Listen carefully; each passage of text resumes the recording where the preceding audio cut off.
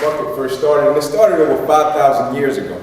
And so the whole purpose of a bucket was, if a guy was up on a hill and he wanted some water, and we couldn't get the guy some water, or the guy couldn't get down and get the water, we can put the water in a bucket, and we can get that bucket to that guy, and that water pretty much gave that guy life. And in some instances, the bucket was used to put out fires. And so my thing with empty the bucket, I believe if you give everything you got, and everything you're a part of, by giving everything you got, it's kind of like the quote that says, the harder you work, the harder it is to surrender, meaning the harder it is to give up, the harder it is to stop, the harder it is to give in. And so if you give everything you got to everything you're involved in, the only way you're able to live a full life is if you empty the bucket.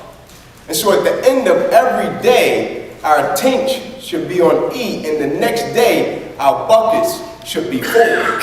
And so the only way we can go back to the source is if we empty our bucket. We can never go back to the source and the source of God with our bucket full and get replenished and get a new mindset and get a new spirit and get a fresh anointing. And so when I empty my bucket every day, I know the next day when I wake up, my bucket will be back full. But the way I empty my bucket is if I can empty my bucket and give everything I got, and it gives you life. If I can empty my bucket and give everything I got, and it puts out a fire in your life. If I can empty my bucket and give everything I got, and it inspires you. If I can empty my bucket and give everything I got, and it empowers you, my job is done with the way that I live my life.